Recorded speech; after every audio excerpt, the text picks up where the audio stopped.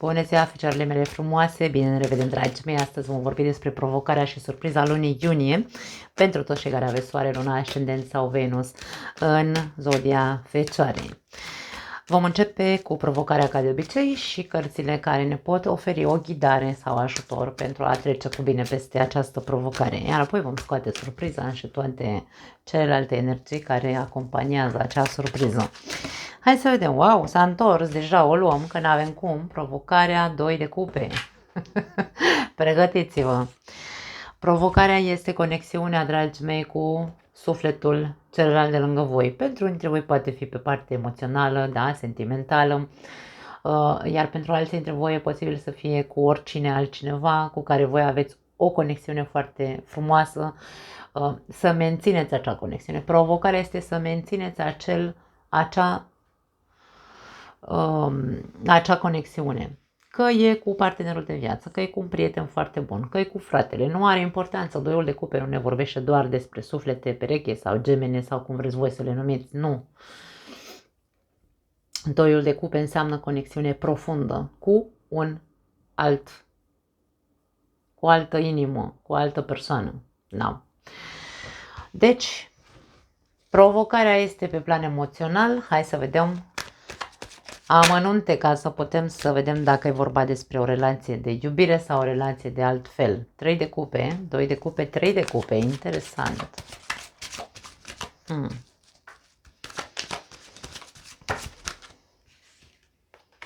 Cavaler de monede, moartea și 8 de spade. Și la voi și la leu, nu știu de ce mi-a atras atenția partea asta de la capătul cărților, pentru că nu m-am uitat nu am obiceiul să mă uit la alte zodii. Și aici avem As de cupe. Dragii mei, nu am obiceiul să mă uit la această etalare, da? Să mă uit la capătul cărților.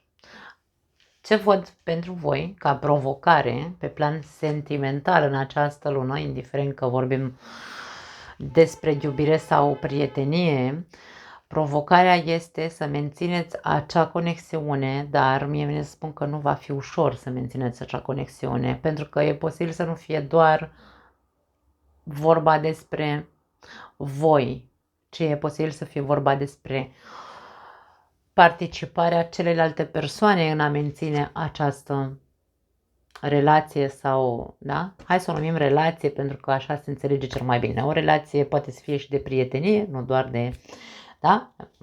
De iubire. Pentru a menține această relație sau această conexiune, în primul și în primul rând, e ca și cum primul sfat sau prima ghidare este către a încerca să fiți prieteni. Chiar dacă, poate, hai să dau un alt exemplu, poate doar ce ați cunoscut pe cineva, pentru că aici poate fi că sunteți provocați pe plan emoțional pentru că ați cunoscut pe cineva și voi ori v-ați îndrăgostit, ori simțiți o afinitate foarte bună cu persoana cealaltă, dar aici ghidarea este, nu, construiește pas cu pas, încet, încet, încercați să vă cunoașteți întâi, încercați să fiți prieteni întâi, să vedeți unde duce această afinitate pe care tu o simți sau pe care celălalt o simte sau poate amândoi o simțiți. E vorba despre o construcție înceată și serioasă. Nu încercați să vă aruncați,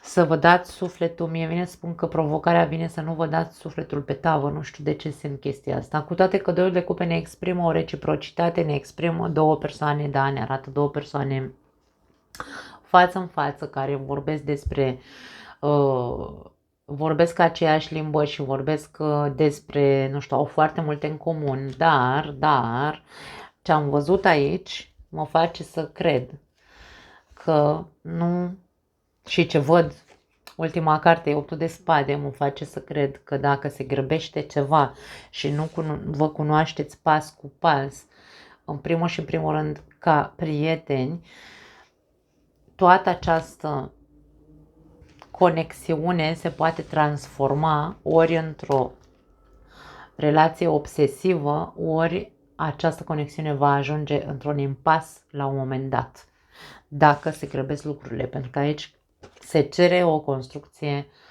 înceată, nimic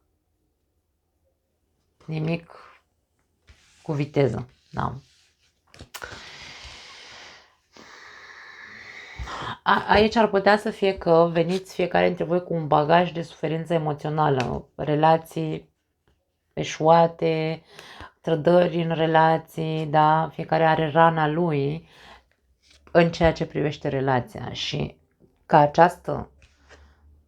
că e o provocare să existe încă și să crească această conexiune dintre voi, să nu ajungă la un blocaj, este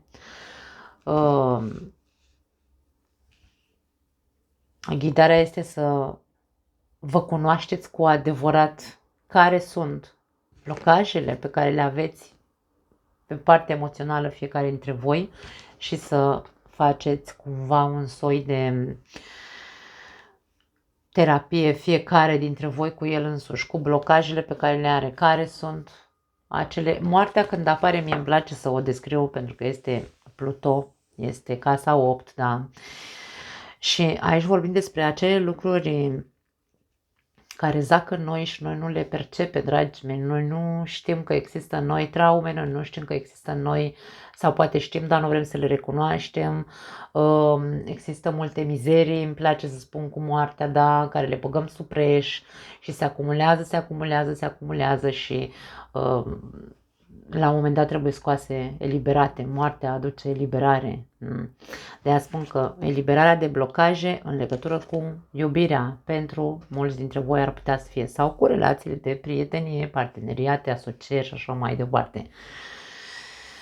Pentru a menține, pentru că provocarea este asta, pentru a menține trebuie făcut un proces profund de deblocare, dacă vreți, emoțională, mentală în ceea ce privește iubirea, parteneriatele și construcția unei conexiuni foarte sănătoase.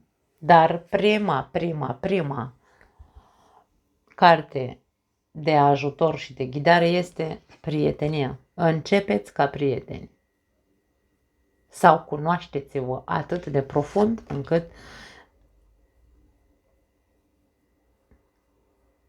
să știți cu cine intrați într-o relație, pentru că atunci când intrăm ne îndrăgostim ca orbii, pentru că aici avem un văl pe ochi, da? Avem o legătură la ochi. Când ne îndrăgostim ca orbii, totul se transformă, viața noastră se transformă într-un, hai să nu numim coșmar, ci într-o închisoare. Devenim obsedați de persoana respectivă de care ne-am îndrăgostit, ne simțim restricționați sau nu știu cum e corect spus, da? Întemnițați, nu putem să ieșim din relația aia sau nu putem să facem un pas în afara relației pentru că ne-am îndrăgostit ca orbi, da? Și de aia spun că în loc să avem o relație într-un fel sau altul complicată, mai bine, pas cu pas, pentru a ne cunoaște cu adevărat păsăricile, mizerile fiecăruia dintre noi, ca această relație să rămână una pură, dacă vreți, da? Și închegată cu adevărat. Foarte profund aici la voi. Wow!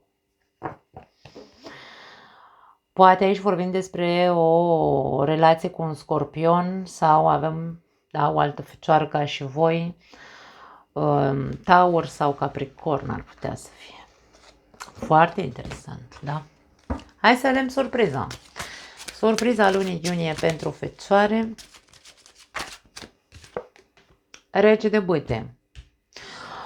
Ca surpriză, regele de bâte, cum este o figură de la curte, ar putea să fie vorba despre o persoană explozivă, o persoană atractivă, o persoană, nu știu, nerăbdătoare, o persoană nervoasă în general, da, agitată,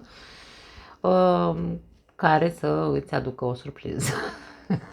Hai să vedem ce fel de surpriză, pentru că e nevoie să aflăm aici cu ce vine acompaniată această surpriză. Avem cartea forței, avem împăratul, wow! Pași de spade și 10 de cupe. Acum, dacă vorbim despre o persoană, persoana asta vine cu surpriza în viața ta sau vine într-un mod surprinzător, te ia pe tine prin surprindere, da? Vine cu un scop, îmi vine să spun această persoană în viața ta, domină foarte bine limbajul, mare grijă la vrăjitori, între ghilimele, da? Mare grijă la persoanele care au vorbele cu ei. Nu vorbim despre un magician, dar aici avem foarte mult control al șarmului. Este o persoană șarmantă. O persoană care probabil poate fi o diferență de vârstă între voi, dar vorbim despre o persoană cu putere sau cu un statut. Da? Are probabil bani, nu știu, dar în același timp are vorbele cu el. Cu el, cu ea, persoana asta. O comunicare foarte care te va surprinde într-un fel sau altul. Poate fi o invitație. Dacă nu sunteți căsătoriți, da? Invitație ori să vă mutați împreună, ori o invitație de a vă compromite mult mai mult. Dar mie ce nu-mi place este că această persoană domină. Avem două figuri dominante plus un lider aici, șarmant. Domină foarte bine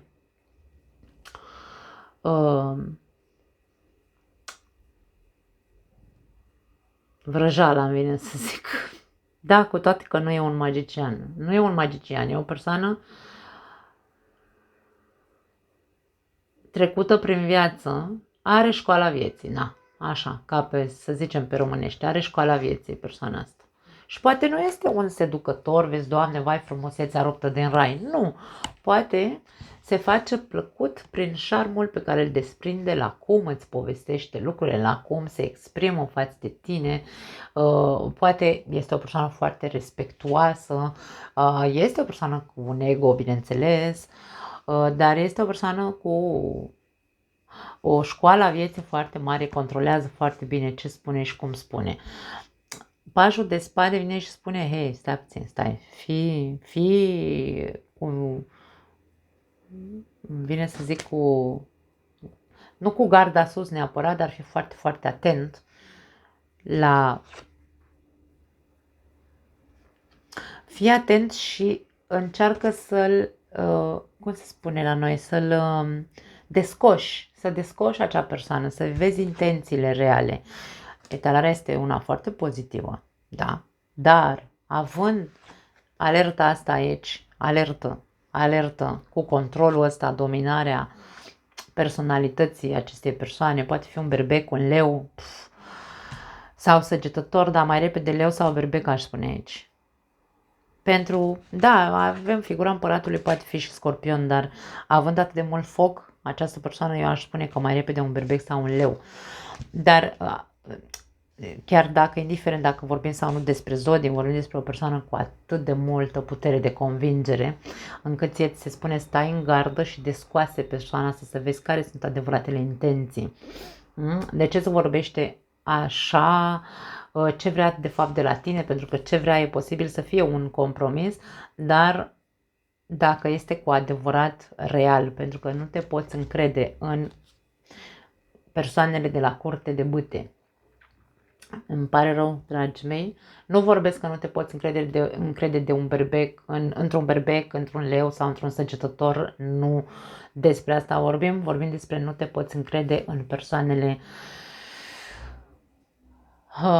care au atât de mult sex appeal și charm, pentru că nu sunt stabile. Bâta nu este stabilitate, moneda este stabilitate. Da, bâta este cucerire. Această persoană, avem și împăratul care e un cuceritor, avem și forța care este, din nou, dacă vrem să o ducem până la cucerire, putem să spunem asta pentru că această persoană domină un animal sălbatic, da? Deci de-aia mi-atrage foarte multă atenție că persoana asta ar putea să nu fie de încredere, ci să fie doar vorba de ea și să-ți promită câte în lună și în stele și ți se spune, surpriza e una pozitivă, că te face cumva să stai în gardă sau să descoși acea persoană, să-i vezi adevăratele intenții. Despre asta e vorba. Aici, poate citi viceversa, poți fi tu acest șarmant, această persoană șarmantă care să vrea să câștige cu orice preț pe cineva, da? Și să-l cucerească, da? Să cucerească pe cineva și merge cu toate armele din dotare să-și împlinească acest vis într-un fel sau altul, dar aici, dacă e vorba despre tine, pajul de spade vine și spune care este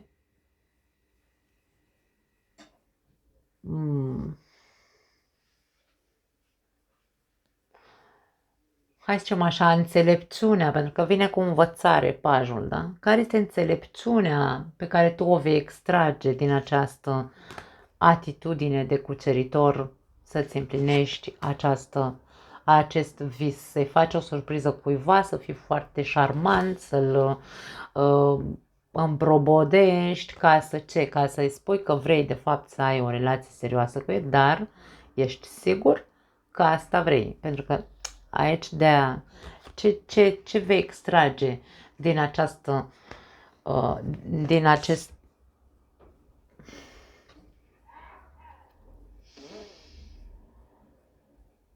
din această energie de cuceritor, o satisfacție pur egoică, poate să fie că ajungi să-ți atingi acea dorință, sau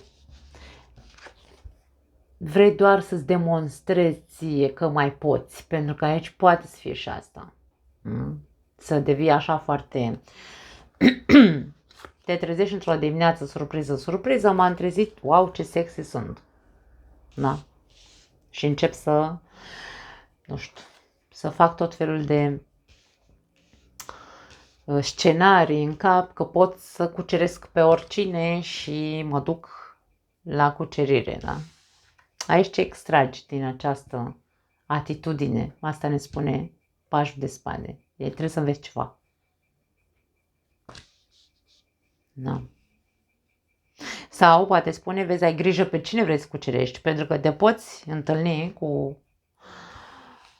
o persoană care deja are o altă relație și să-ți iei tu vreo surpriză, că așa de mult te-ai chinuit să-l seduci pe celălalt și după aia vei afla de fapt că cealaltă persoană este într-o relație sau, mă rog. Cam asta e. Interesantă surpriza, dar sunteți aici atenționați, da? Nu mai am altceva de zis, dragii mei. Vă pupăcesc. Ne vedem data viitoare.